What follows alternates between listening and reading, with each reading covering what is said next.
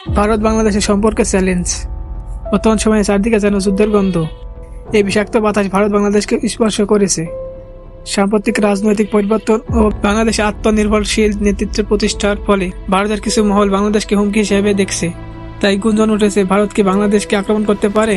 তবে বাস্তবতা অন্যরকম। ভারত পৃথিবীর চতুর্থ বৃহত্তম সামরিক শক্তি, যার সেনাবাহিনীর সংখ্যা প্রায় 13 লাখ। কিন্তু এই বিশাল বাহিনীর অনেকটাই অভ্যন্তরীণ বিদ্রোহ দমন এবং সীমান্ত সুরক্ষায় ব্যস্ত। কাশ্মীর, মধ্য ভারত এবং সেভেন সিস্টার রাজ্যগুলোর ভারতের জন্য বড় মাথাব্যথার কারণ।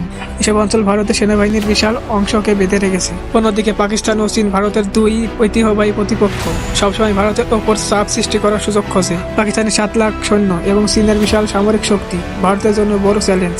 তাই ভারত যদি বাংলাদেশকে আক্রমণের কথা ভাবে, সেটি হবে তাদের নিজের বিপদ নিজে ডেকে আনা। ভারতীয় সেনাবাহিনীর সীমাবদ্ধতা। যে কোনো দেশ দখল করতে হলে আক্রমণকারী দেশের সৈন্য সংখ্যা আক্রান্ত দেশের সৈন্যের 3 গুণ হতে হয়। ভারত যদি বাংলাদেশে আক্রমণ করে, তবে তাদের এই হিসাব পূরণ করা অসম্ভব। বাংলাদেশের সেনাবাহিনী মোটেও ছোট নয়।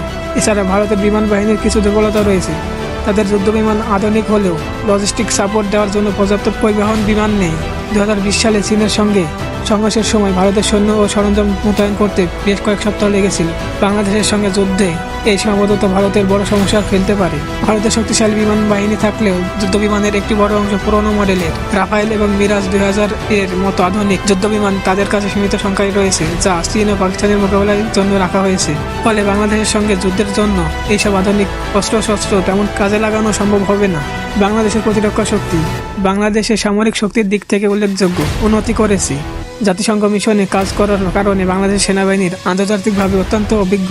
বাংলাদেশের সম্পত্তি চীন ও তুরস্ক থেকে অত্যাধুনিক অস্ত্র কিনছে, যেমন বাইরাকতার ড্রোন ও বছর ট্যাঙ্ক। এই ট্যাঙ্কগুলো মাটি ও পানিতে সমান কার্যকর। বাংলাদেশ সেনাবাহিনী এখন প্রতিরক্ষা কৌশলে দক্ষ এবং আধুনিক অস্ত্রের মাধ্যমে নিজেদের সামর্থ্য বাড়িয়েছে। 2030 সালের মধ্যে আরও উন্নত অস্ত্রশস্ত্র যুক্ত হবে, যা দেশের প্রতিরক্ষা ব্যবস্থাকে আরও শক্তিশালী করবে।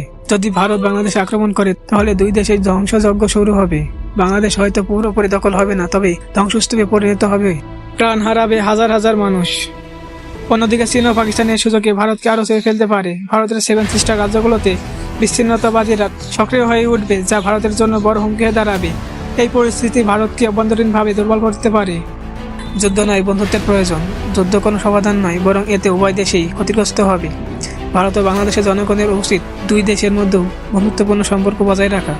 সহযোগিতা করা ও কূটনৈতিক সম্পর্কই এই অঞ্চলের শান্তি ও স্থিতিশীলতার একমাত্র পথ। ভিডিওটি যদি দেখে ভালো লাগে এবং আরও নতুন নতুন ভিডিও দেখার জন্য চ্যানেলটি সাবস্ক্রাইব করে এবং ভিডিওতে একটা লাইক করে দিন। আপনার মূল্যবান কমেন্টে জানান, আসলে কি ভারত আর বাংলাদেশের মধ্যে সম্পর্কটা ভালো হওয়া উচিত, না এমনই থাকা উচিত?